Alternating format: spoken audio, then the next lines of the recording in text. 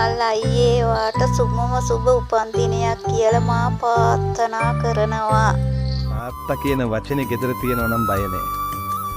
තාත්තෙක් ඉන්නවා නම් තාත්තා ඉන්නවා නම් ගෙදර අප්පච්චි ගෙදරද තාත්තා ගෙදරද කියලා ගෙදර බය නෑ. ඒකයි පපුව ටිකක් බැහැපු මේ රෝමත් සුදු වෙච්ච කෙසංග උනත් සරමක් ඇඳගෙන උනත් මහා ලොකුවට සික්ස් පැක් නැති උනත් ඒ තාත්තා එක්ක උඹලා පාරට බැස්සහම අනිත් පිරිමි ලඟ නොවෙන්නේ. ඒ ආව තමයි නැති වෙන්නේ තාත. තව අවුරුදු කීපයක්ත් එක්ක ඉන්නේ. හරියට ඉන්න. හරියට ඉන්න. දැක්කද තාත්තලා? ඔය ගැල්ල මේ කසාදෙ මැදලා ගියාට පස්සේ දවස් ගාණක් සමහර තාත්තලා කන්නේ. උත්තයි කන්නේ. නෝනගෙන් අහනවා. දුව කතා කළාද? අහනවාමයි. දුම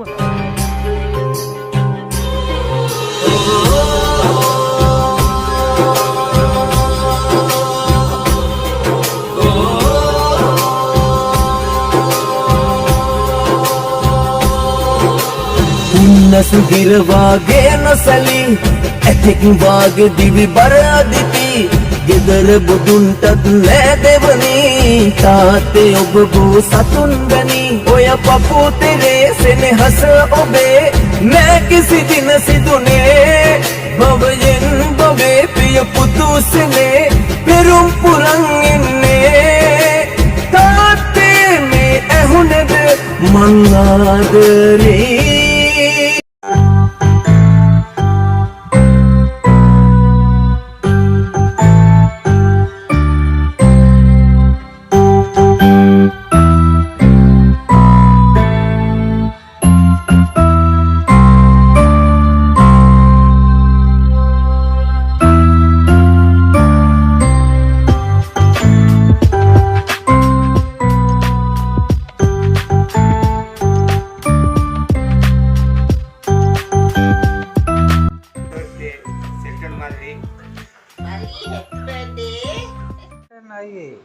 පාට සුබම සුබ උපන්දිනයක් වේවා ප්‍රාර්ථනා කරන මම තේජා.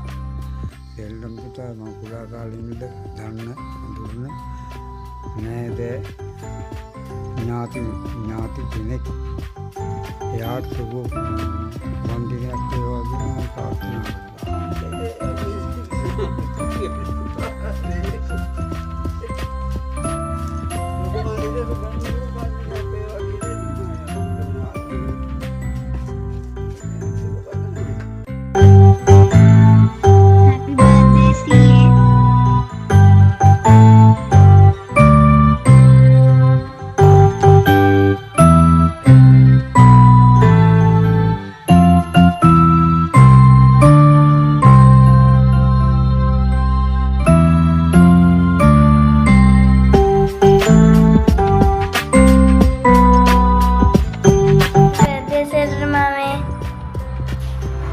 නිරෝගීමත් සුබම සුබ උපන්දිනයක් වේවා සෙල්ගම් මාමේ.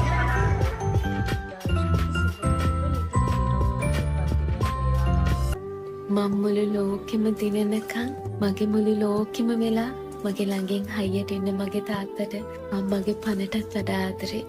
අද විතරක් නෙමෙයි හැමදාම තාත්තා තමයි මගේ ලෝකෙ වීරය. තාත්තා හරි හොඳ මිනිසෙක්. හැමෝම එයා ගැන කිව්වේ එහෙම. හැපි බර්ත්ඩේ තාත්තේ. මේ තමයි මගෙන් වාට හම්බෙන බර්ත්ඩේ සර්ප්‍රයිස් එක.